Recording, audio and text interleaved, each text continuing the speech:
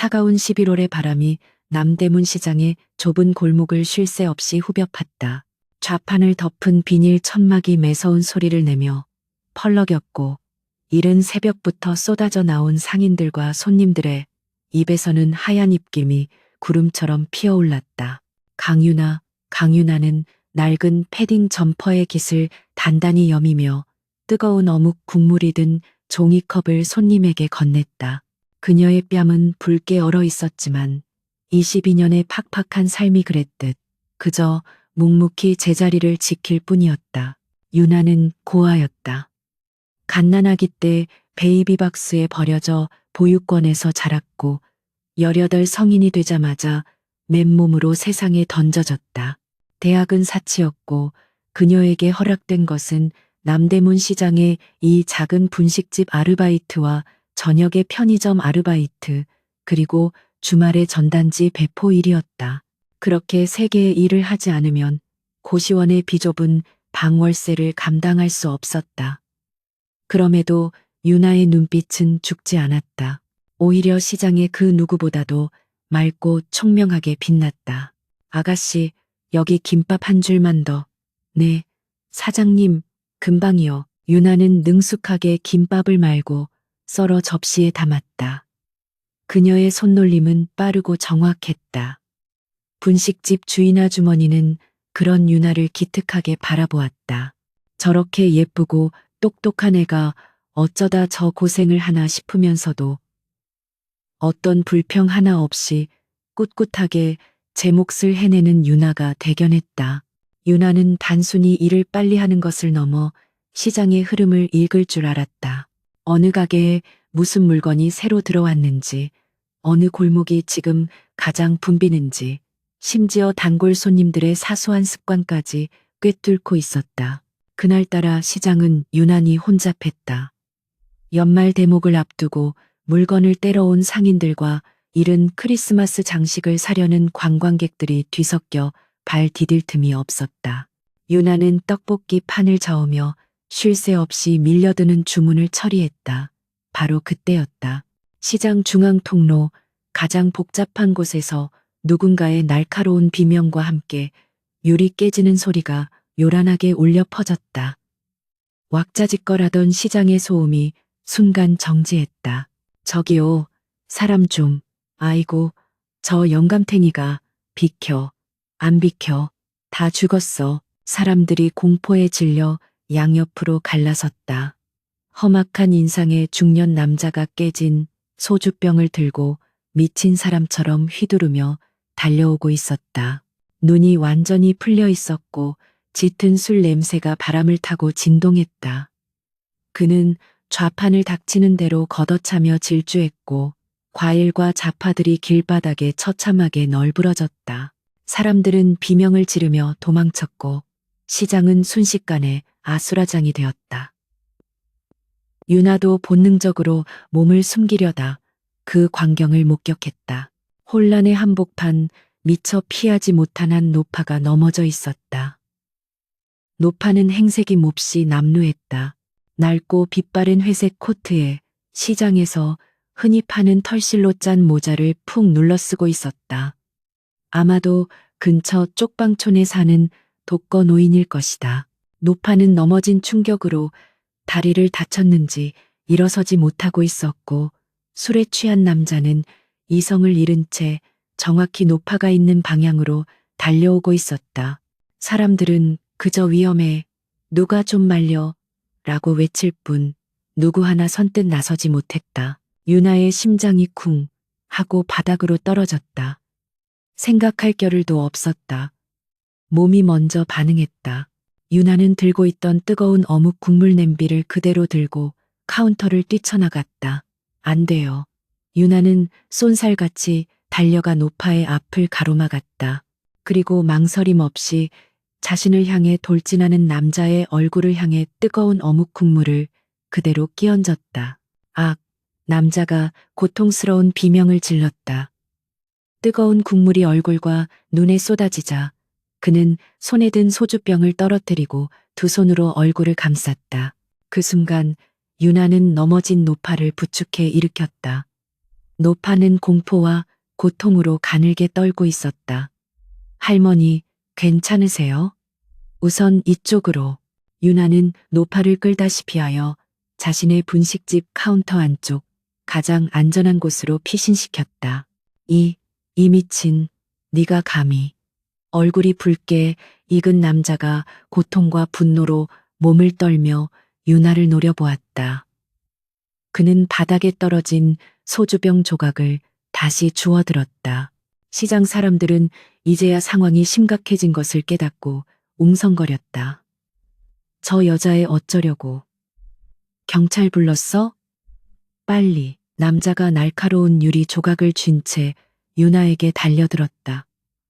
유나는 침착했다. 그녀는 고시원방에서 밤마다 연습했던 호신술 동작을 떠올렸다. 물론 실전은 처음이었지만 두려움에 떨고 있을 수만은 없었다. 그녀는 재빨리 떡볶이 판 옆에 있던 뜨거운 물 주전자를 집어들었다. 그녀의 눈은 겁에 질려 있지 않았다. 오히려 차갑게 빛나고 있었다. 더 이상 오지 마세요. 정당방위로 뭘 해도 괜찮을 것 같으니까. 유나의 목소리는 떨림 없이 단호했다. 그녀의 기세에 남자가 주춤하는 사이 시장 경비대원들과 막 신고를 받고 출동한 경찰들이 들이닥쳤다. 멈춰. 흉기 내려놔. 남자는 결국 제압당했고 시장은 천천히 안정을 되찾기 시작했다. 유나는 그제야 긴장이 풀리는지 거친 숨을 몰아쉬었다. 그녀는 자신이 보호했던 노파에게로 고개를 돌렸다. 노파는 여전히 카운터 구석에 웅크리고 앉아 있었지만 더 이상 떨고 있지는 않았다. 대신 아주 기묘한 눈빛으로 유나를 바라보고 있었다. 그것은 공포나 놀라움이 아니었다. 마치 값비싼 보석을 감정하는 감정사의 눈빛처럼 날카롭고 깊게 유나의 머리부터 발끝까지를 훑어보고 있었다. 유나는 그 시선에 순간적으로 오싹함을 느꼈다. 할머니, 이제 괜찮아요. 다치신 데는 없으세요? 다리가 아파 보이시던데. 유나가 다가가 무릎을 굽히고 노파와 눈을 맞췄다. 노파는 대답 대신 유나의 얼굴을 가만히 응시했다. 주름진 손을 들어 유나의 뺨을 스치듯 만졌다. 너 이름이 뭐냐? 목소리는 몹시 거칠고 늙었지만 그 안에 담긴 힘은 예사롭지 않았다. 강유나예요. 할머니, 일단 여기 앉아 계세요. 제가 따뜻한 물이라도. 강유나, 노파가 유나의 이름을 나지막이 읊조렸다. 그리고는 천천히, 그러나 단호하게 몸을 일으켰다. 아까 넘어져서 일어서지도 못하던 사람이라고는 믿기지 않을 만큼 허리를 꼿꼿하게 폈다. 유나가 부축하려 하자 노파는 손을 저어 막았다. 됐다. 이만 가봐야겠다. 네, 하지만 다리를. 이 정도는 괜찮아. 노파는 낡은 코트 주머니에서 떼 묻은 손수건을 꺼내더니 그 안에 쌓여있던 10,000원짜리 몇 장을 꺼내 유나의 손에 쥐어주려 했다. 고맙다. 국물값하고 내 용기에 대한 값이다. 유나는 질색하며 손을 뒤로 뺐다. 아니에요, 할머니. 괜찮아요. 이런 걸 바라고 한 게 아니에요. 돈은 넣으세요. 유나의 단호한 거절에도 노파는 피식 웃었다. 그녀는 돈을 거두는 대신 유나의 손목을 강하게 움켜쥐었다. 늙은 사람의 손이라고는 믿기지 않는 악력이었다. 너 지금 여기서 하루에 얼마 버니? 네. 이런 시장 바닥에서 푼돈이나 만지작거리기엔 아까운 눈빛이구나. 노파는 알 수 없는 말을 중얼거렸다. 그리고 유나의 손바닥에 돈을 억지로 쥐어주는 대신 자신의 낡은 털모자를 벗었다. 그러자 희끗희끗하지만 정갈하게 빗어넘긴 머리칼이 드러났다. 그녀는 자신의 코트 안주머니 깊숙한 곳에서 작은 명함 지갑을 꺼냈다.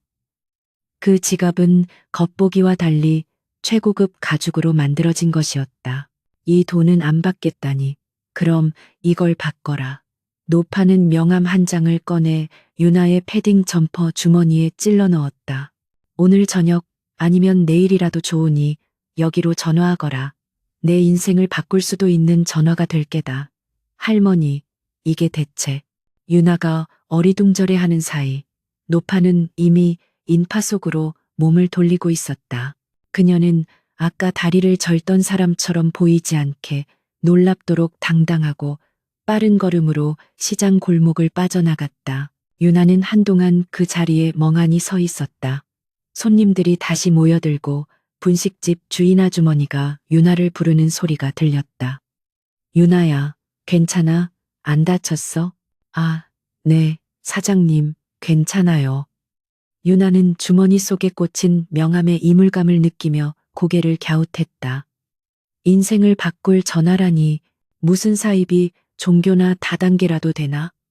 그녀는 쓴웃음을 지으며 다시 떡볶이 판 앞으로 돌아섰다. 그녀는 몰랐다. 그 낡은 행색의 노파, 박선자, 팔크산 제이가 대한민국 재계의 거목, 신세기 그룹의 총수라는 사실을, 그리고 그녀가 무심코 찔러 넣은 그 명함이 지옥과 천국을 동시에 열어젖힐 운명의 열쇠라는 것을. 그날의 소동이 잦아들고 사흘이 지났다. 강유나의 삶은 조금도 달라지지 않았다. 새벽의 분식집, 저녁의 편의점, 그리고 주말의 전단지. 그녀는 여전히 기계처럼 일하고 고시원의 차가운 방에서 쪽잠을 잤다. 그날 시장에서 만났던 이상한 노파와 그녀가 억지로 찔러 넣었던 명함은 이미 낡은 패딩 점퍼 주머니 속에서 구겨진 휴지 조각처럼 잊혀가고 있었다. 유나는 그것을 다단계 사기꾼의 해묵은 수법 정도로 치부했다. 그날은 유난히 추웠다. 편의점 야간 아르바이트를 막 끝내고 나온 새벽 옷이 뼛속까지 스미는 한기가 온몸을 마비시키는 듯했다. 유나는 모자를 더 깊이 눌러쓰고 어두운 골목길을 걸어 고시원으로 향했다. 그때였다. 고시원 입구, 좁디 좁은 골목길을 불법 주차된 차들과 쓰레기 봉투가 가득 메운 그곳에 어울리지 않는 검은색 대형 세단 한 대가 서 있었다. 완벽하게 광인한 검은색 표면이 희미한 가로등 불빛을 묵직하게 반사하고 있었다. 유나는 불길한 예감에 걸음을 멈췄다. 사채업자일까? 아니면 이웃의 누군가가 큰 사고라도 친 걸까? 그녀가 경계하며 벽 쪽으로부터 지나가려 할 때 세단의 뒷문이 소리 없이 열렸다. 그리고 한 남자가 내렸다. 머리부터 발끝까지 완벽한 검은색 정장을 입은 중년의 남자였다. 그는 쌀쌀한 날씨에도 불구하고 얇은 정장 차림이었지만 조금도 추워 보이지 않았다. 오히려 그 존재 자체가 주변의 공기를 얼어붙게 만드는 듯했다. 강유나 씨 되십니까? 남자의 목소리는 낮고 차분했지만 거절을 허용하지 않는 단호함이 배어 있었다. 유나는 본능적으로 한 걸음 물러섰다. 누구신데요? 저는 조영철 실장이라고 합니다. 며칠 전 남대문 시장에서 저희 회장님을 도와주신 분이 맞는지 확인차 왔습니다. 회장님? 남대문 시장? 유나의 머릿속에서 조각난 기억들이 맞춰졌다. 그 낡은 행색의 노파, 그 할머니요? 그분은 괜찮으세요? 네, 회장님께서는 무사하십니다. 그리고 지금 강유나 씨를 만나 뵙고 싶어 하십니다. 잠시 저와 함께 가주시겠습니까? 조영철 실장은 정중하게 말했지만 그것은 질문이 아닌 통보에 가까웠다. 유나는 망설였다. 이 새벽에 이런 차림의 남자를 따라 나선다는 것은 상식적으로 말이 되지 않았다. 그녀는 고개를 저었다. 아니요. 지금 시간이 너무 늦었고 저는 피곤해요. 무슨 일이신지 모르겠지만 나중에. 강유나 씨, 조 실장이 유나의 말을 잘랐다. 그의 눈빛은 조금도 변하지 않았다. 오늘 강유나 씨를 모셔오지 못하면 저는 이 자리에서 날이 셀 때까지 기다릴 겁니다. 회장님의 뜻은 절대적입니다. 부디 일이 더 복잡해지기 전에 저희의 성의를 받아주셨으면 합니다. 그의 말은 협박이 아니었지만 그 어떤 협박보다 더 무거운 압박감으로 유나를 짓눌렀다. 유나는 구겨진 패딩 주머니 속명함의 감촉을 떠올렸다. 내 인생을 바꿀 수도 있는 전화. 그녀는 마른 침을 삼켰다. 여기서 버틴다고 해서 달라질 것은 없었다. 오히려 더 큰 곤란에 빠질지도 모른다. 유나는 결국 고개를 끄덕였다. 그녀가 세단에 올라타자 조 실장은 반대편 문으로 따라탔다. 차 안은 바깥의 추위가 거짓말처럼 느껴질 만큼 따뜻하고 안락했다. 그리고 완벽하게 조용했다. 차는 미끄러지듯 좁은 골목을 빠져나와 새벽에 텅 빈 서울 도심을 달리기 시작했다. 유나는 창밖으로 빠르게 스쳐 지나가는 풍경을 멍하니 바라보며 자신이 지금 어디로 가고 있는지, 그리고 그 회장님이라는 사람의 정체가 무엇인지 필사적으로 머리를 굴렸다. 차는 강북의 번잡한 도심을 벗어나 한강을 건넜다. 그리고 서울에서도 가장 부유한 동네로 알려진 평창동의 깊숙한 언덕길을 오르기 시작했다.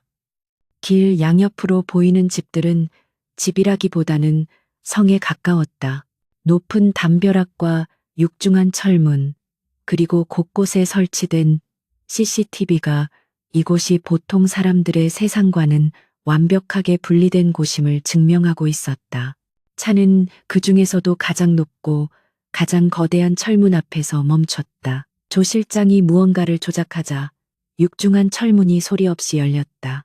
세단은 잘 가꾸어진 거대한 정원을 가로질러 마치 유럽의 고성을 연상케 하는 거대한 저택 현관 앞에 멈춰섰다.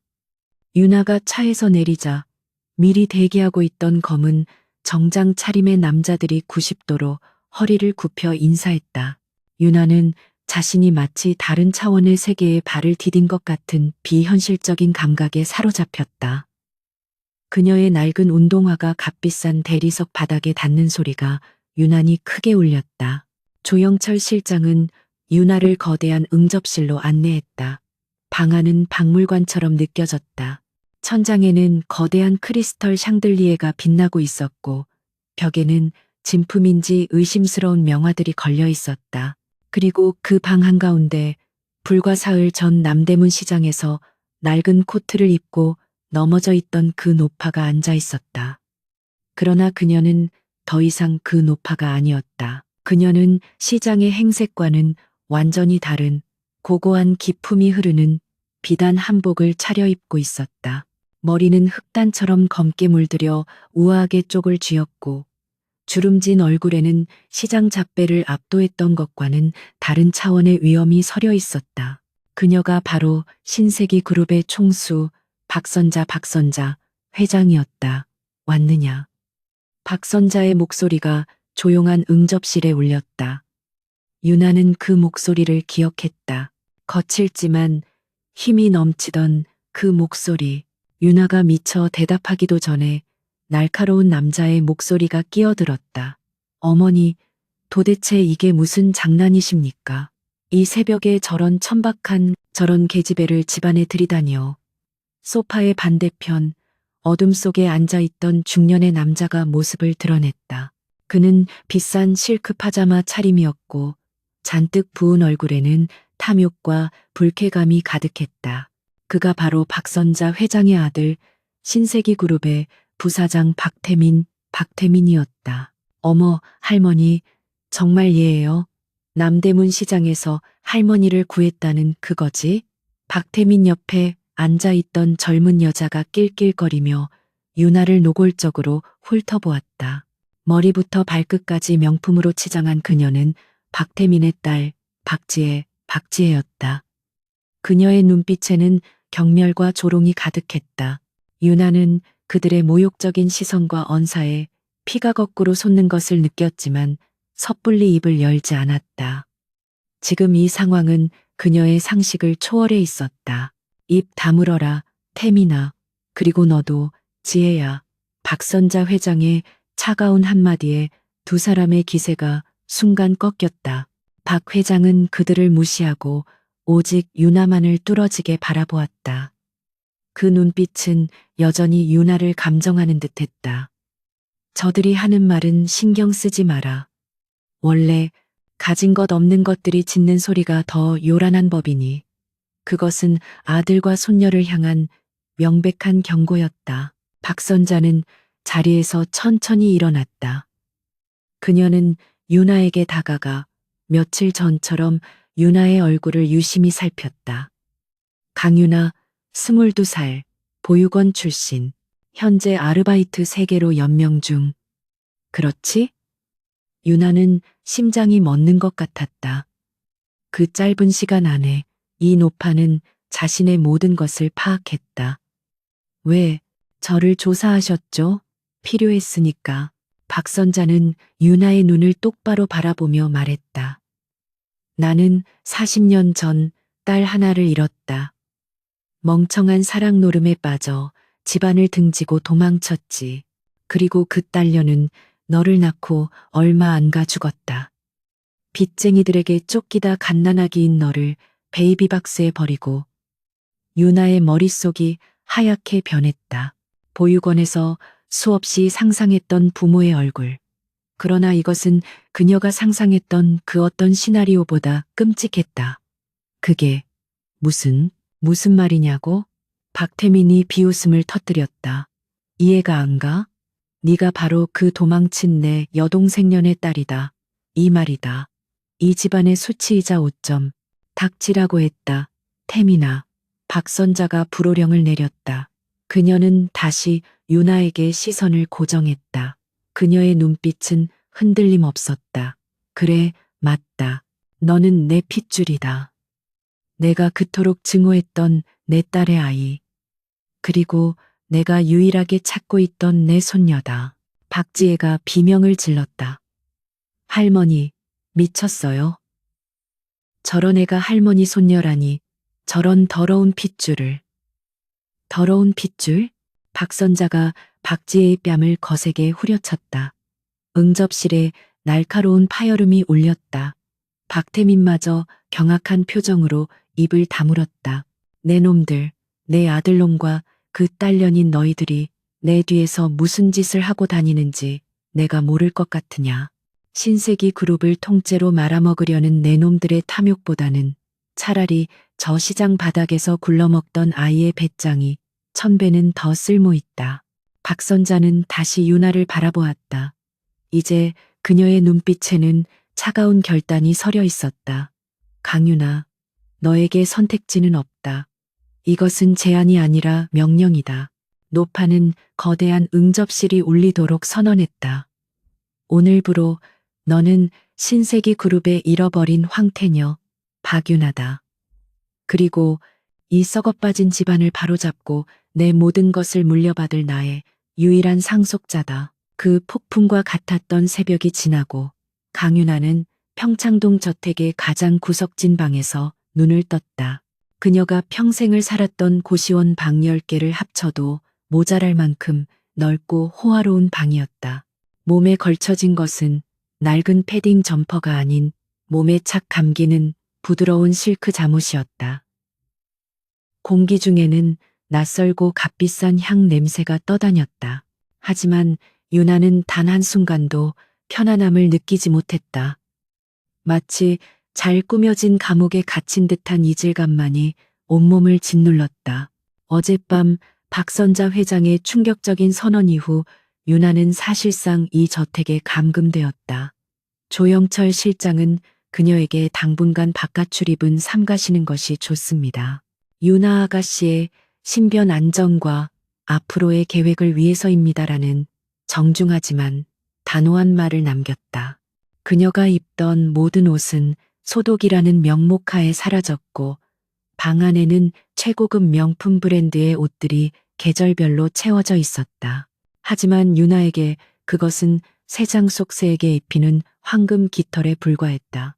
아침 식사 시간이 되자 하녀가 유나를 거대한 식당으로 안내했다. 수십 미터에 달하는 광활한 마호가니 식탁은 이미 전쟁터의 긴장감을 예고하고 있었다. 박태민과 박지혜가 먼저 자리를 잡고 앉아 있었다. 박선자 회장은 아직 모습을 보이지 않았다. 유나가 식당에 들어서는 순간 두 사람의 노골적인 경멸이 담긴 시선이 독화살처럼 날아와 그녀에게 꽂혔다. 그들은 굳이 자신들의 저기를 감출 생각조차 하지 않았다. 어머나, 드디어 일어나셨네. 우리 집안의 신데렐라 아가씨. 박지혜가 나이프와 포크를 부딪히며 날카롭게 비꼬았다. 그녀는 아가씨라는 호칭에 뱀의 독과 같은 혐오감을 담아냈다. 하긴 바퀴벌레가 기어다니던 고시원 쪽방에서 이런 궁전 같은 곳으로 왔으니 뜬 눈으로 밤을 새웠으려나. 안 그래, 아빠? 그녀는 낄낄거리며 박태민을 쳐다보았다. 박태민은 손에 든 경제신문을 읽는 척하며 콧방귀를 뀌었다. 나는 아직도 어머니께서 노망이 드신 건지 아니면 저게 무슨 신종 꽃뱀의 사기 수법인지 판단이 서질 않는단 말이지. 조 실장이 뒷조사를 했다고는 하지만 근본도 없는 것들은 어딜 가나 그 천박한 티를 내는 법이거든. 그는 유나를 쳐다보지도 않고 마치 하인에게 말하듯 툭툭 내뱉었다. 유나는 그들의 모욕적인 언사에도 표정 하나 바꾸지 않았다. 그녀는 말없이 그들로부터 가장 먼 식탁 끝자리에 앉았다. 하녀가 그녀 앞에 정갈한 음식을 놓아주었지만 유나는 손도 대지 않았다. 대신 그녀는 박태민과 박지혜를 조용히 그리고 날카롭게 관찰했다.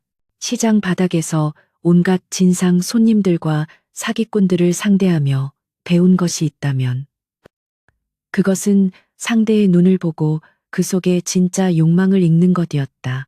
박태민의 눈에는 초조함과 탐욕이 뒤섞여 있었고 박지혜의 눈에는 오직 유치한 질투와 오만함만이 가득했다.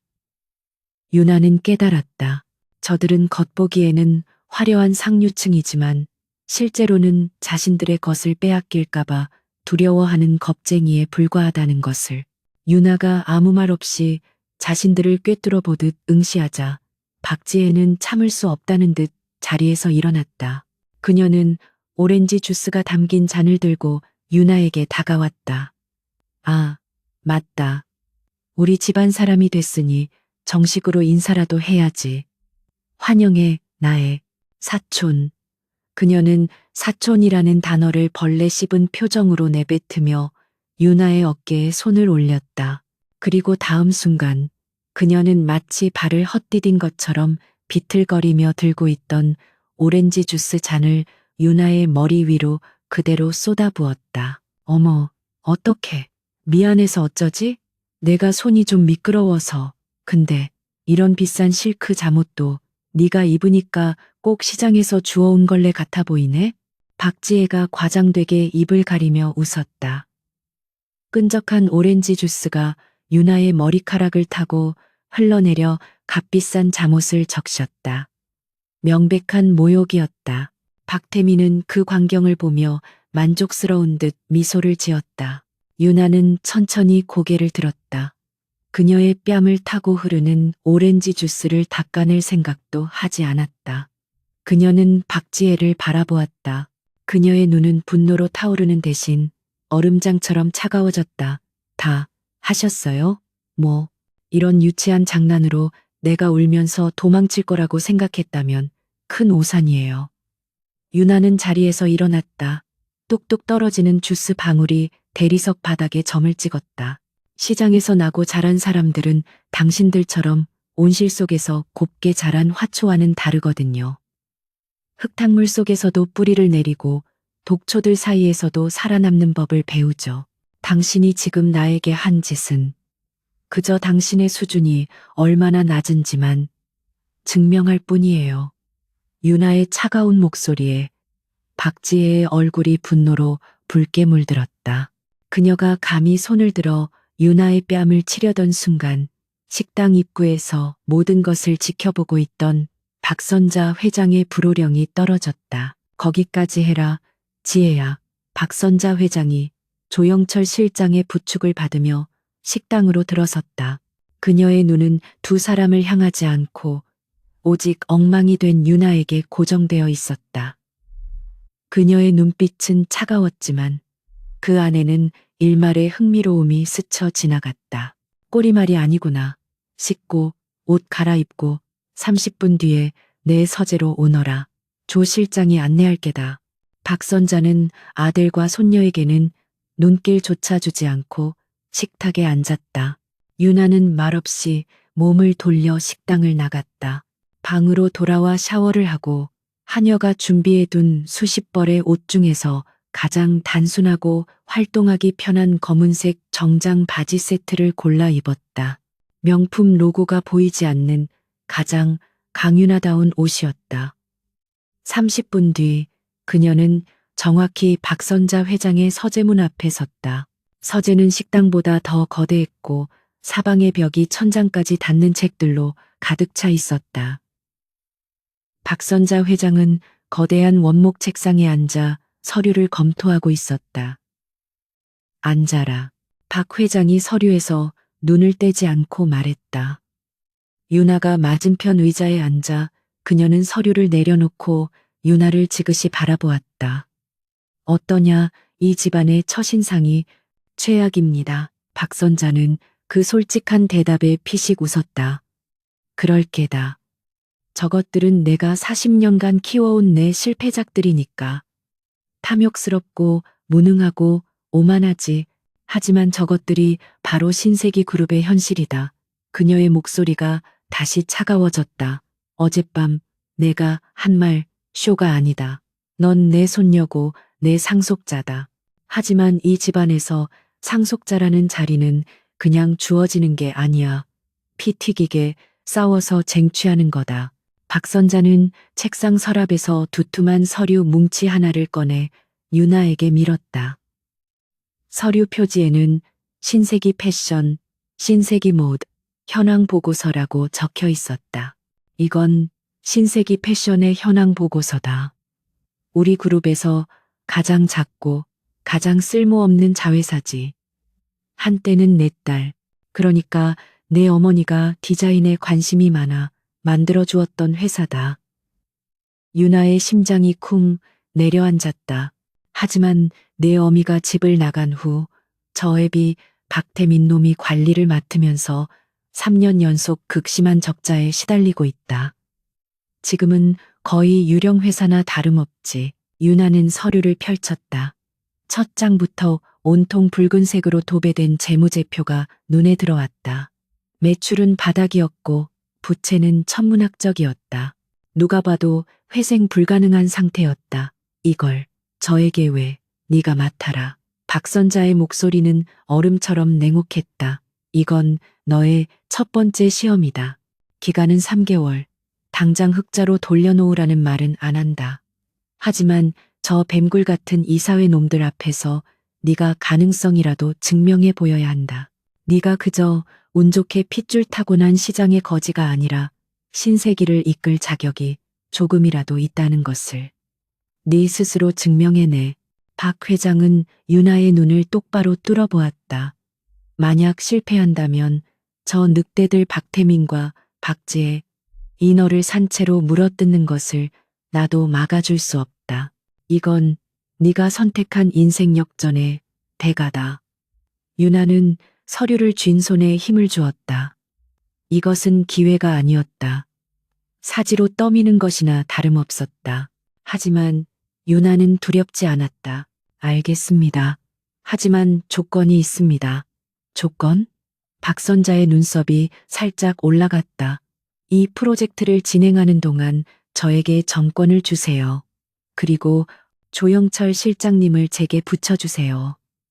저 혼자서는 이 거대한 성 안에서 길을 잃을 테니까요.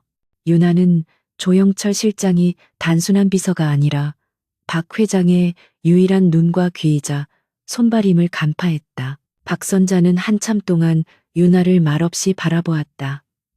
그리고는 만족스러운 듯 고개를 끄덕였다. 좋다. 조 실장. 그렇게 하도록. 오늘부터 유나 아가씨가 내 상사다.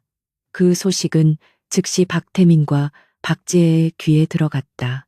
그들은 회장의 서재에서 멀리 떨어진 자신들의 방에서 비웃음을 터뜨렸다. 신세기 패션? 어머니도 참 잔인하시지.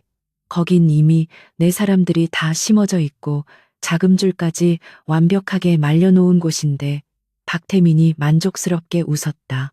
저 멍청한 계집애한테 무덤을 파주시는구나. 거긴 내가 비자금을 조성하기 위해 일부러 망가뜨려 놓은 곳이란 말이다. 걔가 뭘 할 수 있겠어. 박지혜도 마찬가지였다. 아빠, 걱정 마. 걔가 거기 가서 뭘 할 수 있겠어? 시장에서 떡볶이나 팔던 애가 재무제표는 읽을 줄 알겠어? 내가 내일 당장 이사들 소집해서 걔가 얼마나 무식하고 천박한지 제대로 망신 줄게. 스스로 기어나오게 만들어주겠어. 두 사람은 이미 유나의 처참한 실패를 예감하며 축배를 들었다. 다음 날 아침, 유나는 조영철 실장이 운전하는 차를 타고 신세기 패션 본사로 향했다. 명동 중심가가 아닌 외곽에 낡고 오래된 상가 건물 3층에 위치한 그곳은 신세기라는 이름이 민망할 정도로 초라했다. 엘리베이터 문이 열리자 먼지 쌓인 복도와 불 꺼진 사무실, 그리고 직원들의 무기력한 눈빛이 유나를 맞이했다. 사무실은 거의 비어 있었고 남아있는 직원들은 대부분 다른 곳으로 갈 데가 없어 버티는 중년의 부장들이거나 아예 의욕을 잃은 신입들 뿐이었다. 조영철 실장이 유나를 신임 대표이사로 소개했을 때 그들의 눈에는 어떤 기대감도 놀라움도 없었다. 오직도 얼마나 버티다 나갈까 하는 냉소와 체념뿐이었다. 유나는 대표이사 자리에 앉았다. 책상 위에는 독촉장과 결제해야 할 서류가 산더미처럼 쌓여 있었다. 그녀는 박태민과 박지혜가 이 상황을 얼마나 즐기고 있을지 선명하게 그려졌다. 그들은 그녀가 울면서 도망치기를 바랄 것이다. 하지만 유나는 시장 바닥에서 그보다 더한 절망도 견뎌냈다. 그녀는 창밖을 내다보았다. 낡은 건물이지만 이곳 역시 남대문 시장처럼 사람들이 발버둥치며 살아가는 현장이었다. 유나는 보고서 파일을 열었다. 그녀의 눈은 더 이상 혼란스럽거나 두렵지 않았다. 그곳에는 이제 자신이 싸워야 할 명확한 목표를 찾은 사냥꾼의 차가운 분노와 명민함이 번뜩이고 있었다. 신세기 패션에서의 첫날은 전쟁터에 버려진 신병의 심정과도 같았다. 사무실의 공기는 무겁고 탁했다. 직원들은 유나를 유령처럼 취급했다. 그녀가 복도를 지날 때면 그들은 노골적으로 고개를 돌리거나 아예 텅 빈 눈으로 그녀를 통과시켜버렸다. 그들의 눈에는 체념과 냉소, 그리고 낙하산을 타고 내려온 또 하나의 상속노름 인형에 대한 경멸이 뒤섞여 있었다. 이곳은 박태민 부사장이 완벽하게 설계해 놓은 강유나를 위한 무덤이었다. 유나는 대표이사 사무실에 앉아 있지 않았다. 그곳은 먼지가 쌓여 있었고 이전 대표가 남기고 간 말라비틀어진 난초 화분만이 휑하게 남아 있었다. 유나는 대신 텅 빈 회의실 구석에 자리를 잡았다.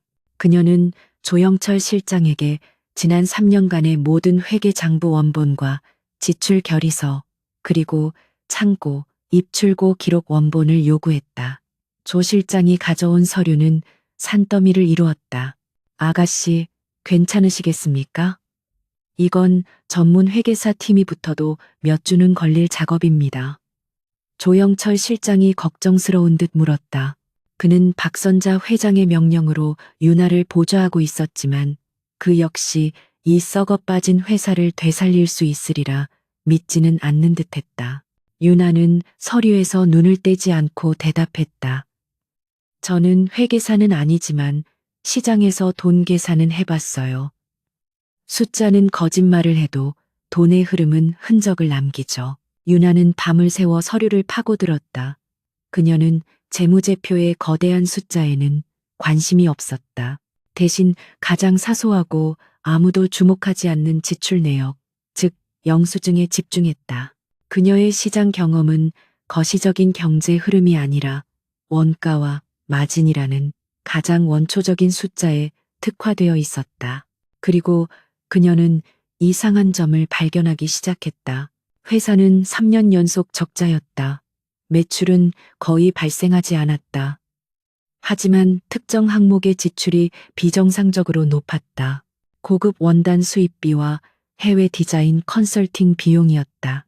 망해가는 회사가, 신제품 하나 내놓지 못하는 회사가 매달 수십억 원어치의 최고급 실크와 캐시미어를 수입하고 파리의 유명 디자이너에게 자문을 구한다는 것은 상식적으로 말이 되지 않았다. 조 실장님, 이 실크로드 트레이딩이라는 원단 업체, 그리고 메종드 파리라는 컨설팅 회사에 대해 아시는 게 있나요? 유나가 붉은 펜으로 두 개의 이름을 동그라미 치며 물었다. 조영철 실장은 잠시 생각에 잠겼다가 고개를 저었다. 처음 듣는 이름입니다. 아마 박태민 부사장님 라인에서 관리하는 업체인 듯합니다. 바로 그때였다. 회의실 문이 거칠게 열리고 하이힐 소리가 요란하게 대리석 바닥을 찍어댔다. 박지혜였다. 그녀는 마치 자신의 안방에 들어서는 것처럼 거침없이 들어와 유나가 펼쳐놓은 서류 더미를 힐끗 보더니 경멸 어린 웃음을 터뜨렸다. 그녀 뒤에는 비서와 몇몇 임원들이 병풍처럼 서 있었다. 어머, 이게 다 뭐야? 우리 대표님께서 공부라도 하시는 거야?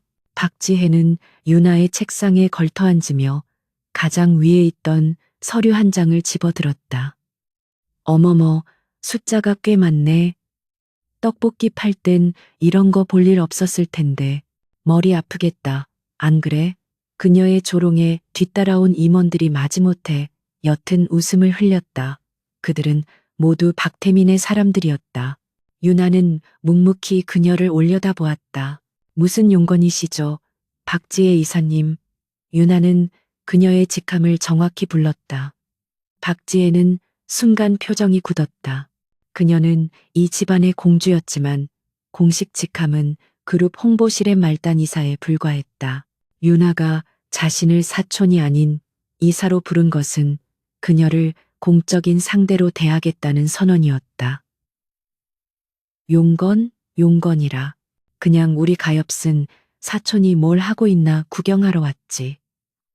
이 낡아빠진 유령 회사에서 구경 잘하셨으면 이제 그만 나가주시죠.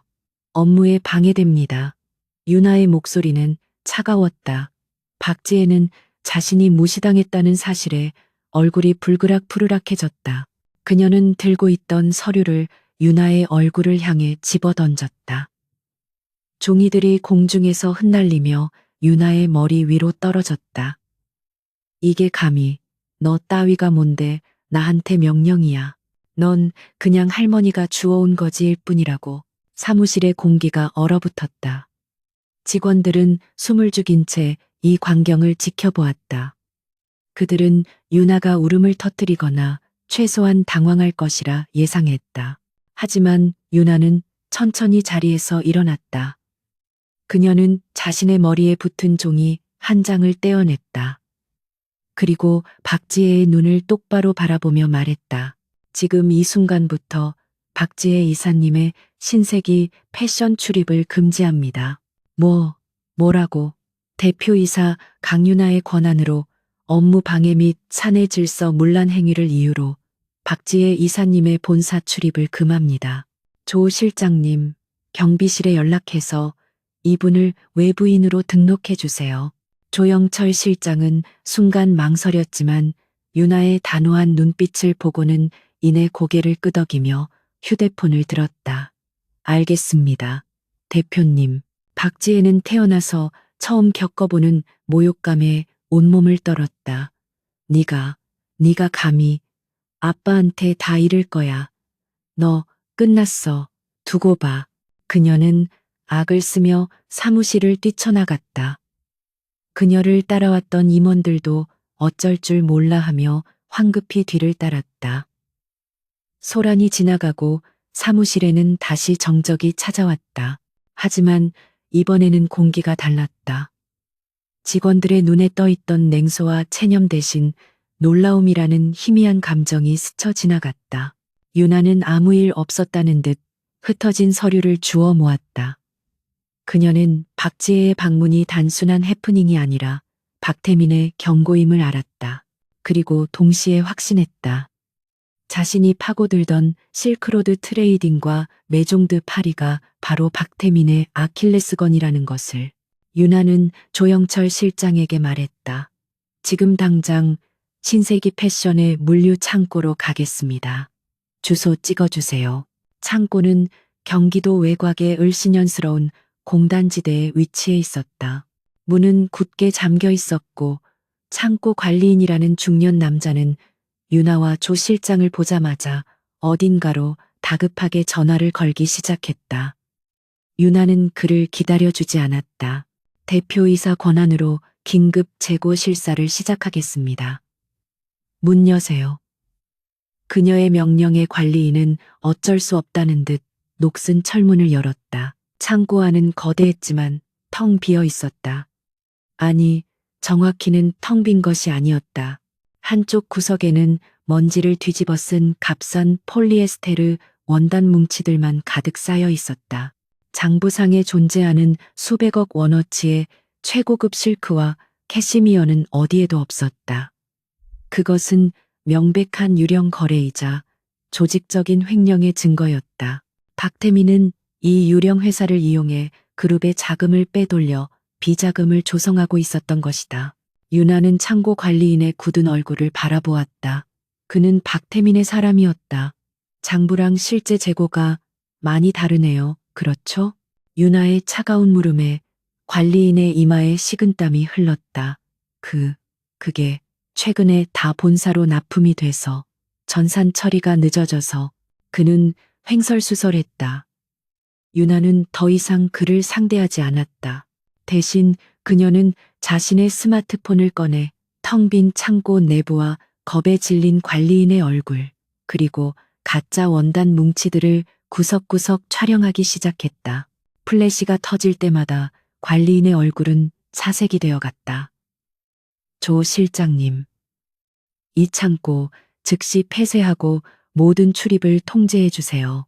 그리고 저 관리인 경찰에 신고하기 전에 박태민 부사장님께 연락드리라고 하세요. 제가 재고 정리를 시작했다고. 유나의 목소리는 얼음장 같았다. 그녀는 더 이상 시장의 가난한 소녀가 아니었다. 그녀는 자신의 영토에 침입한 적의 심장부를 정확히 파악했고 이제 막 첫 번째 칼을 뽑아든 참이었다. 그녀는 박지혜의 유치한 괴롭힘에는 눈 하나 깜짝하지 않았지만 박태민의 시스템적인 부패와 횡령에는 추호의 망설임도 없이 맞서기로 결심했다. 차를 타고 저택으로 돌아오는 길, 조영철 실장은 경외감이 어린 눈빛으로 유나를 바라보았다. 어떻게 그 원단 업체가 유령 회사라는 걸 확신하셨습니까? 유나는 창밖의 어둠을 바라보며 나지막이 대답했다. 그 회사 주소지 때문이죠. 실크로드 트레이딩이라는 거창한 이름의 본사 주소가 제가 예전에 전단지 돌리던 남대문 근처의 낡은 3층짜리 상가 건물이더군요. 그녀가 덧붙였다. 그 건물 3층엔 사무실이 없어요. 옥상으로 통하는 낡은 창고뿐이죠. 그런 곳에서 수백억짜리 실크를 거래할 순 없잖아요. 그것은 재무제표나 MBA 과정에서는 절대 배울 수 없는, 오직 거리에서 생존을 위해 모든 것을 관찰하고 기억해야 했던 강유나만의 스트리트 스마트였다. 조영철 실장은 마른 침을 삼켰다. 그는 자신이 모시고 있는 이 어린 아가씨가 박태민 부사장이 평생을 바쳐 만든 독사의 둥지를 통째로 뒤흔들 수도 있겠다는 무서운 예감을 느꼈다. 첫 번째 전투는 그렇게 유나의 완벽한 승리로 막을 내리고 있었다. 강유나가 창고에서 확보한 증거는 박태민의 심장부를 겨눈 비수였다. 그날 저녁 평창동 저택은 얼음물이라도 끼얹은 듯 싸늘하게 가라앉았다. 박태민은 자신의 서재에서 값비싼 위스키 잔을 신경질적으로 돌리고 있었다. 창고 관리인에게서 걸려온 다급한 보고, 그리고 조영철 실장을 통해 전달된 재고 정리를 시작했다는 유나의 선전포고는 그의 오만함을 단번에 무너뜨렸다. 그는 그 시장통 계집애가 그저 운이 좋았던 것이라 치부하려 했었다. 아빠, 도대체 어떻게 된 거야? 그 천박한 게 뭔데 감히 날 회사에서 쫓아내? 당장 가서 머리채를. 서재문을 박차고 들어온 박지혜가 씩씩거렸다. 하지만 박태민은 딸의 하소연을 들어줄 여유가 없었다. 그는 위스키를 단숨에 들이켰다. 유나가 확보한 것은 단순한 재고 불일치 증거가 아니었다. 그것은 자신이 수년간 그룹의 돈을 빼돌려 비자금을 조성해온 판도라의 상자 열쇠였다. 이대로 이사회나 박선자 회장 귀에 들어가면 모든 것이 끝장이었다. 시끄럽다. 박태민이 버럭 소리를 질렀다. 지금 내 유치한 질투 따위를 받아줄 때가 아니야. 그 계집애, 내가 생각했던 것보다 훨씬 더 독한 년이었어. 그는 즉시 책상 위에 인터폰을 눌렀다.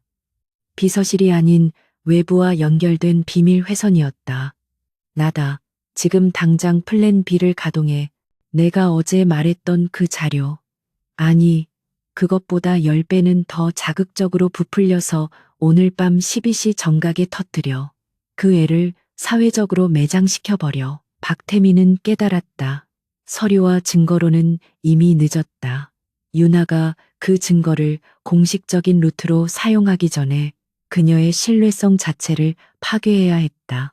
그녀를 상속자가 아닌 희대의 사기꾼으로 만들어야 했다.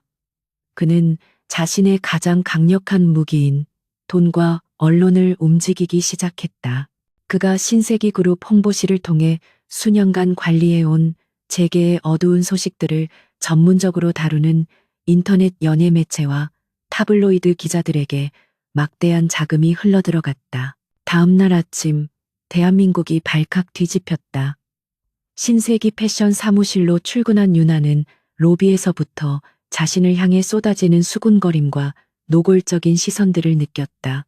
사무실은 그 어느 때보다 조용했고 직원들은 그녀의 눈을 피했다. 그녀의 책상 위에 조용히 놓인 태블릿 PC 화면에는 전날 밤 박태민이 터뜨린 폭탄이 선명하게 떠 있었다. 충격 단독, 신세기 그룹의 잃어버린 상속녀. 알고 보니 남대문 시장 출신 꽃뱀이었다. 기사는 지독하게 자극적이고 악의적이었다. 유나의 보유권 시절 사진과 남대문 시장에서 떡볶이를 팔던 모습이 모자이크 처리되어 실려 있었다. 내용은 처참했다. 가난에 찌든 20대 여성 K양이 치매 증상이 의심되는 신세기 그룹 박선자 회장에게 의도적으로 접근, 시장에서의 자작극을 벌여 환심을 산 뒤 저택에 입성했다는 것이 골자였다. 기사는 유나를 계산적이고 탐욕스러운 사기꾼으로, 박선자 회장을 판단력이 흐려진 노망난 노인으로 몰아갔다. 심지어 박태민 부사장과 박지혜 이사는 병든 어머니, 할머니를 지키기 위해 고군분투하는 비운의 가족으로 미화되어 있었다. 유나의 손발이 차갑게 식어갔다. 이것은 그녀가 겪어왔던 가난이나 모욕과는 차원이 다른 공격이었다. 그녀의 존재 자체를 부정하고 그녀의 진실을 더러운 거짓으로 뒤덮는 인격 살인이었다. 대표님, 한 직원이 조심스럽게 입을 열었다. 어제 박지혜에게 맞서는 유나를 보며 희미한 희망을 품었던 그였다. 하지만 지금 그의 눈에도 의심과 실망감이 떠올라 있었다. 이게 다 사실입니까? 정말. 회장님을 속이고 유나는 아무 대답도 할 수 없었다. 아니, 무슨 대답을 해도 믿어주지 않을 터였다. 박태민은 정확히 그녀의 가장 약한 고리, 즉 그녀의 출신을 공격했다. 그 순간 대표실 문이 열리고 조영철 실장이 들어왔다. 그는 평소와 다름없는 무표정한 얼굴이었지만 유나를 바라보는 눈빛에는 복잡한 감정이 스쳐 지나갔다. 그는 다른 직원들을 모두 내보냈다. 나가서 본인들 업무나 보시죠. 대표님께서는 지금 이런 가십 기사에 신경 쓸 시간 없습니다. 직원들이 쭈뼛거리며 나가고 사무실에는 두 사람만 남았다. 조 실장은 유나 앞에 섰다. 견디기 힘드시겠지만 예상했던 반격입니다. 박태민 부사장이 가장 잘하는 방식이죠. 진실이 무엇이든 더 큰 소리로 떠들어서 진실을 덮어버리는 것. 그의 목소리는 차분했다. 유나는 고개를 들어 그를 바라보았다.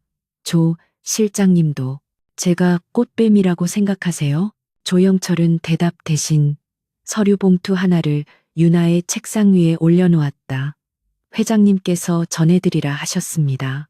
봉투 안에는 돈이나 위로의 편지가 들어있지 않았다. 그 안에는 한 남자의 인사 기록 카드가 들어있었다. 이름은 김영민, 김영민, 신세기그룹 본사 감사팀 차장, 그리고 현재 직위는 신세기물류 부산지사 창고관리직. 김영민 차장은 5년 전 그룹 내부 감사를 진행하다 신세기 패션의 유령 거래 정황을 포착하고 박태민 부사장에게 직보했습니다. 조 실장이 나지막이 설명했다. 그리고 그 다음 날 그는 아무런 이유 없이 부산 물류 창고로 좌천되었습니다. 가족 모두가 서울에 있는데도 말이죠. 유나의 눈이 번뜩였다.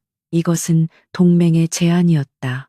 회장님께서는 쥐는 궁지에 몰리면 고양이를 물지만 늑대는 궁지에 몰리면 동료를 부른다고 하셨습니다. 조 실장이 말을 이었다. 지금 박태민 부사장은 언론이라는 사냥개를 풀었습니다. 이제 유나 아가씨께서도 아가씨의 동료를 모을 시간입니다. 그것은 박선자 회장의 명백한 승인이었다. 그녀는 유나에게 직접적인 도움 대신 싸울 수 있는 무기와 아군을 쥐어준 것이다. 유나는 더 이상 망설이지 않았다. 그녀는 김영민 차장의 개인 연락처로 전화를 걸었다. 신호가 몇 번 가고 지치고 경계심 가득한 중년 남자의 목소리가 들려왔다. 누구십니까? 신세기 패션 신임 대표이사 강유나입니다. 김영민 차장님. 수화기 너머로 침묵이 흘렀다. 대표이사. 라고요? 또 박태민 부사장이 보낸 사람입니까? 난 더 이상 할 말 없소. 남자가 전화를 끊으려 했다. 실크로드 트레이딩. 유나가 그 이름을 내뱉자 수화기 너머의 거친 숨소리가 멈췄다. 그리고 매종드 팔이 제가 어제 그 유령 창고의 문을 따고 들어갔습니다. 차장님이 5년 전에 발견하셨던 바로 그곳에요. 김영민은 충격에 휩싸였다. 당신, 도대체, 저는 지금 박태민 부사장이 터뜨린 언론기사 때문에 남대문 꽃뱀이 되어 있습니다. 하지만 상관없습니다. 어차피 저는 잃을 게 없는 사람이니까요. 유나의 목소리는 차갑고 단호했다. 김 차장님. 차장님은 5년간 모든 것을 잃으셨습니다. 가족, 명예, 그리고 커리어까지. 이대로 부산 창고에서 썩어갈 겁니까? 아니면 저와 함께 차장님을 나락으로 떨어뜨린 그 인간에게 복수하시겠습니까? 유나는 그를 설득하지 않았다. 그녀는 거래를 제안했다.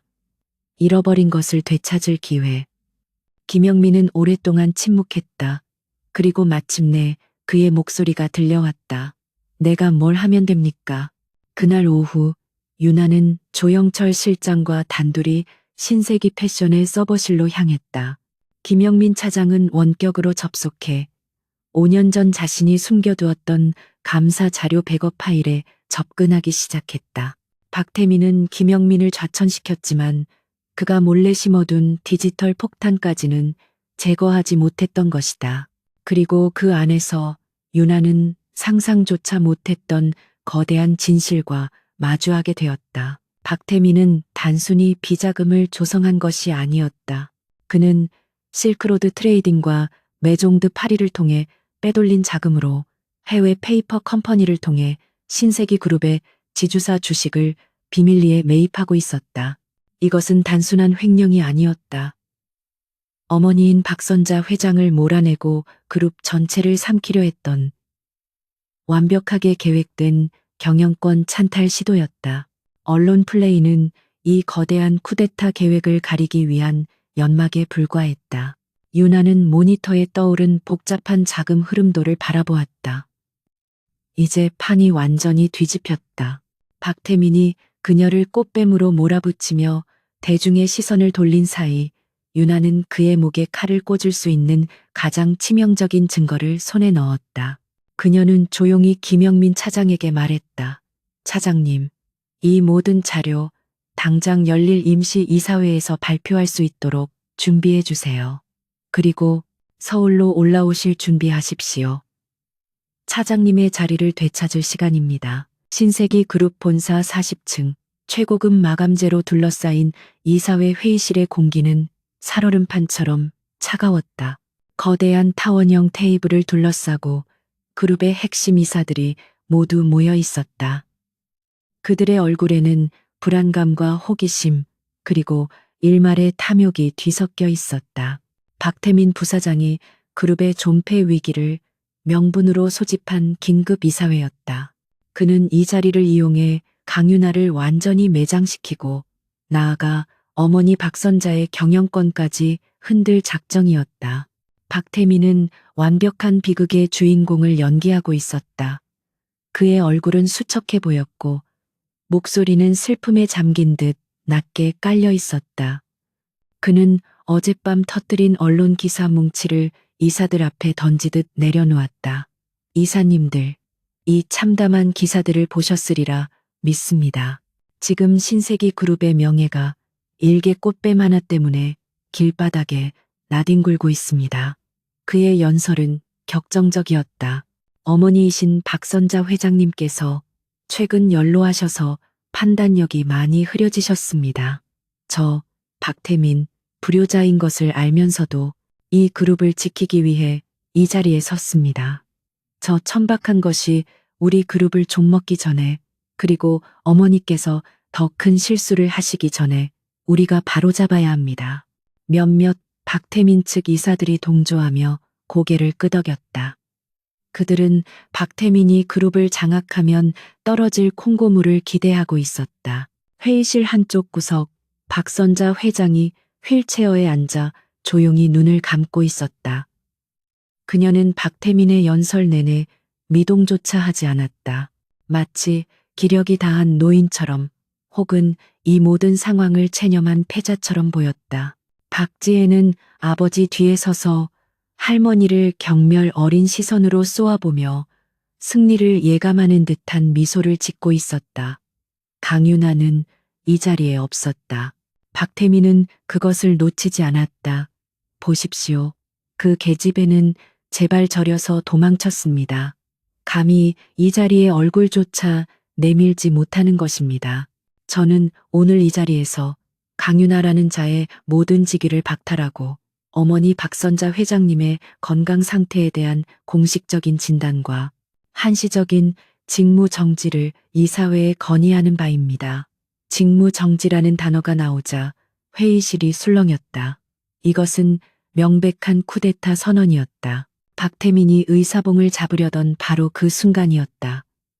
잠깐. 회의실의 육중한 문이 열렸다. 강윤아였다. 그녀는 어제의 낡은 정장 바지 대신 머리부터 발끝까지 완벽하게 재단된 검은색 비즈니스 슈트를 입고 있었다. 시장의 먼지 대신 냉철한 프로의 기운이 그녀를 감싸고 있었다. 그녀는 혼자가 아니었다. 그녀의 뒤에는 조영철 실장이, 그리고 5년간 유배되었던 전 감사팀 차장 김영민이 굳은 표정으로 서 있었다. 회의실의 모든 시선이 그녀에게 쏠렸다. 박태민의 얼굴이 당혹감으로 일그러졌다. 네, 네가 감히 여길 어디라고. 유나는 박태민의 말을 가볍게 무시하고 회의실 중앙으로 당당히 걸어 들어갔다. 그녀는 준비된 노트북을 이사회 중앙 스크린에 연결했다. 박태민 부사장님, 그룹의 존폐 위기라는 말씀에는 저도 동감입니다. 하지만 그 위기의 원인이 저라는 것에는 동의할 수 없군요. 유나의 목소리는 조용했지만 회의실 전체를 압도할 만큼의 무게가 실려 있었다. 부사장님께서 터뜨리신 가십 기사 때문에 시간을 많이 낭비했습니다. 그러니 저는 사실에 기반한 자료만 보여드리겠습니다. 스크린이 켜지고 첫 번째 사진이 떴다. 먼지 쌓인 신세기 패션의 텅 빈 물류창고였다. 이것은 신세기 패션의 물류창고입니다. 장부상으로는 수백억 원대의 최고급 원단이 가득 차 있어야 할 곳이죠. 하지만 보시다시피 텅 비어 있습니다. 박태민의 눈이 흔들리기 시작했다. 다음 화면으로 넘어갔다. 실크로드 트레이딩과 메종드 파리라는 유령 회사의 등기부 등본과 주소지가 떴다. 남대문 근처의 허름한 3층 건물 사진도 함께였다. 이것은 그 사라진 원단을 공급하고 컨설팅을 해준 협력업체들입니다. 놀랍게도 두 곳 모두 서류상으로만 존재하는 페이퍼 컴퍼니였습니다. 이사들의 표정이 심각해지기 시작했다. 유나는 마이크를 김영민 차장에게 넘겼다. 김영민은 이사들 앞에 섰다. 그는 더 이상 좌천된 패배자가 아니었다. 진실을 품고 돌아온 내부 고발자였다. 감사팀 전 차장 김영민입니다. 저는 5년 전 이 사실을 발견하고 박태민 부사장에게 보고했습니다. 그리고 그 다음 날 부산으로 좌천되었습니다. 회의실은 이제 충격으로 술렁이기 시작했다. 이것은 단순한 경영 실책이 아니라 조직적인 범죄의 냄새가 났기 때문이다. 이게 다 무슨 조작된. 박태민이 소리쳤지만 유나는 그의 말을 끊고 마지막 자료를 스크린에 띄웠다. 그것은 복잡하게 얽히고 설킨 자금 흐름도였다. 박태민 부사장님, 이 돈들 어디에 쓰셨습니까? 유령 회사를 통해 빠져나간 수천억 원의 자금은 스위스와 케이맨 제도의 여러 페이퍼 컴퍼니를 거쳐 최종적으로 단 한 곳을 향하고 있었다. Apex Capital, APEX 캐피탈. 홍콩에 본사를 둔 이 투자 회사는 지난 3년간 신세기 그룹 지주사의 주식을 비밀리에 매집해 왔습니다. 현재 확보한 지분 12%, 박태민 부사장님 개인 지분과 우호 지분을 합치면 이사회를 거치지 않고도 그룹 전체를 위협할 수 있는 수준이죠. 유나는 박태민을 똑바로 쏘아보았다. 이것은 단순한 횡령이 아닙니다.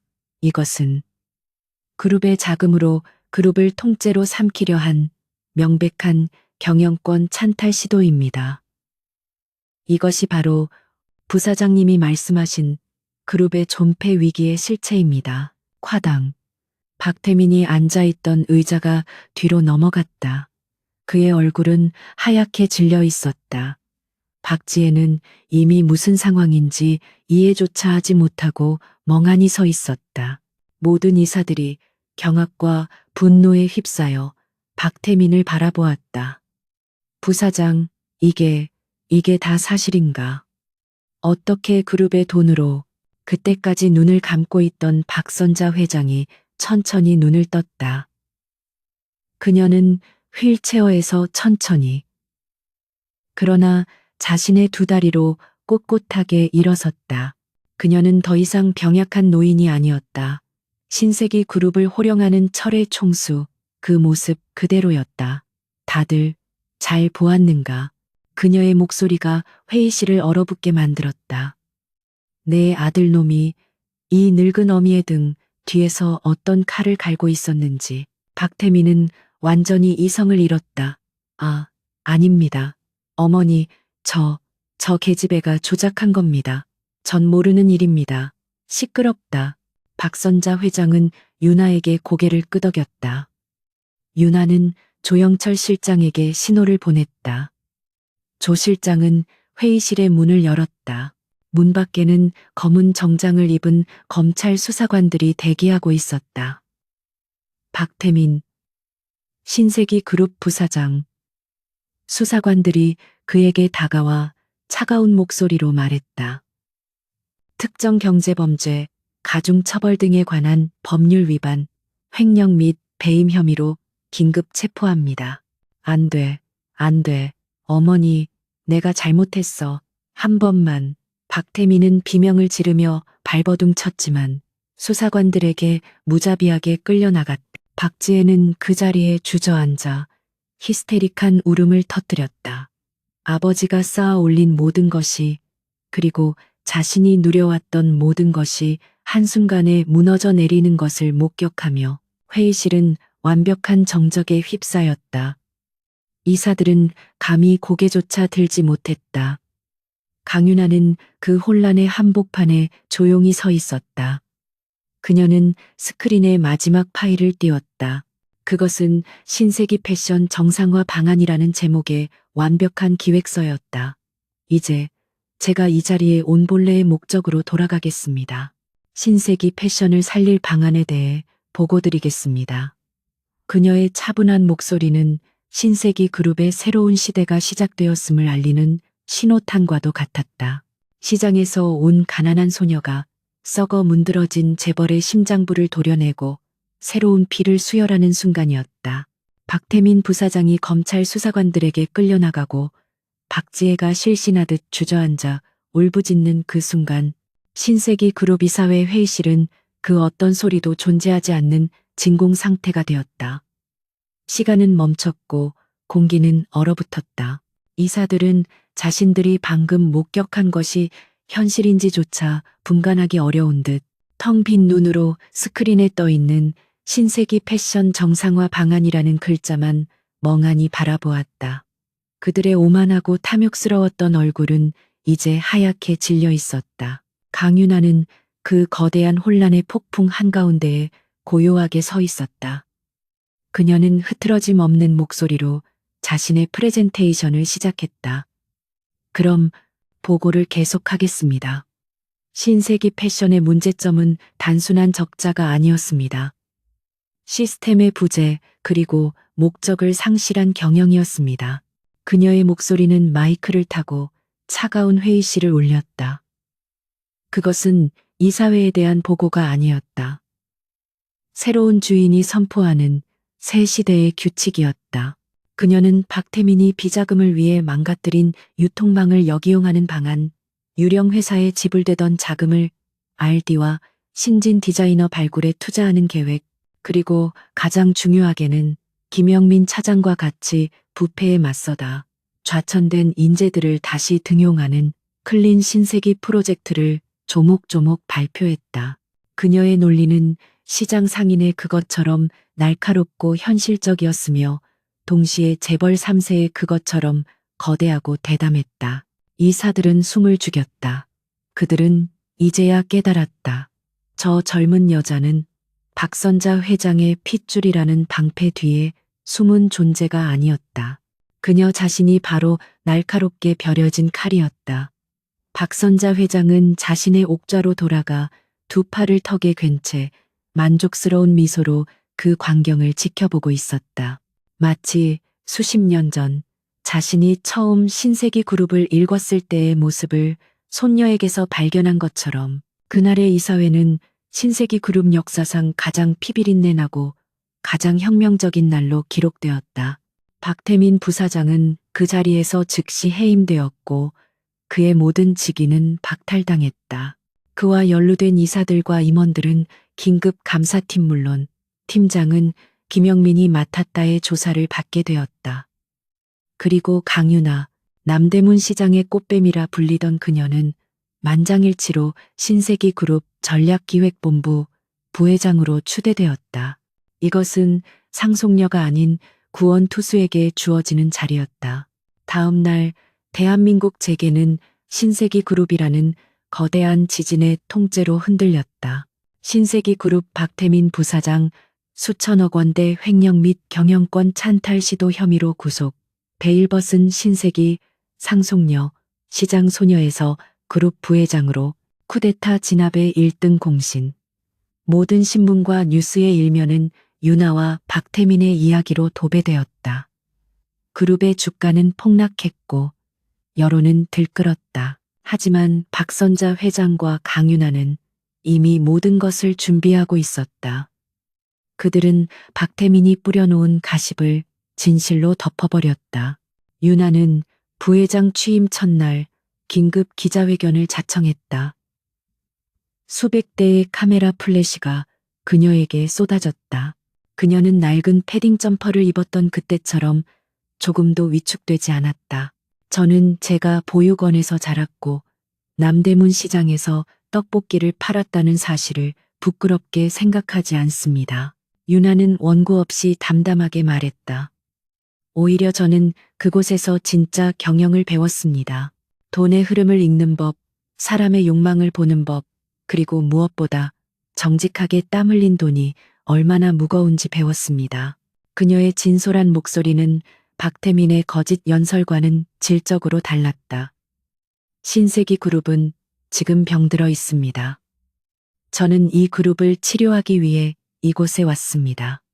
저의 과거가 아니라 제가 앞으로 만들어갈 신세기의 미래를 지켜봐 주십시오. 그것은 완벽한 위기 대응이었다. 여론은 급반전되기 시작했다. 꽃뱀이라는 오명은 자수성가형 리더라는 경외감으로 바뀌었다. 주가는 서서히 안정을 되찾기 시작했다. 유나는 말로만 그치지 않았다. 그녀는 즉시 그룹의 심장부에 칼을 댔다. 그녀의 첫 번째 지시는 신세기 패션의 전면적인 구조조정이 아니었다. 그것은 그룹 본사 임원 전용 엘리베이터 폐쇄와 법인카드 한도 대폭 축소 및 사용 내역 100% 공개였다. 박태민과 박지혜가 누려왔던 모든 특권이 사라졌다. 박지혜는 아버지의 몰락과 함께 모든 것을 잃었다. 그녀의 SNS는 폐쇄되었고 그녀가 드나들던 명품관과 사교 클럽은 그녀를 범죄자의 딸로 취급했다. 그녀는 저택에서 쫓겨나 자신이 그토록 경멸했던 평범한 세상 속으로 내던져졌다. 그것은 법의 심판보다 더 가혹한 사회적 죽음이었다. 유나는 그녀에게 어떠한 동정도 관심도 보이지 않았다. 유나의 개혁은 거침없었다. 그녀는 김영민을 감사실장으로 정식 임명했고 그에게 그룹 내 모든 비리와 부패를 척결할 정권을 위임했다. 박태민의 라인에 서서 아첨하던 임원들은 줄줄이 해고되었고 능력은 있지만 줄이 없어 밀려났던 실무자들이 그 자리를 채웠다. 신세기 패션은 유나의 지휘 아래 명품이라는 허울을 벗고 실용적이고 합리적인 가격의 K 패션 브랜드로 재탄생하기 시작했다. 그녀는 자신의 시장 경험을 살려 복잡한 유통 구조를 혁신하고 온라인 플랫폼을 강화했다. 몇 달이 지났다. 신세기 그룹은 거대한 수술의 고통을 이겨내고 서서히 회복하고 있었다. 신세기 패션은 놀랍게도 창사 이래 첫 분기 흑자를 기록했다.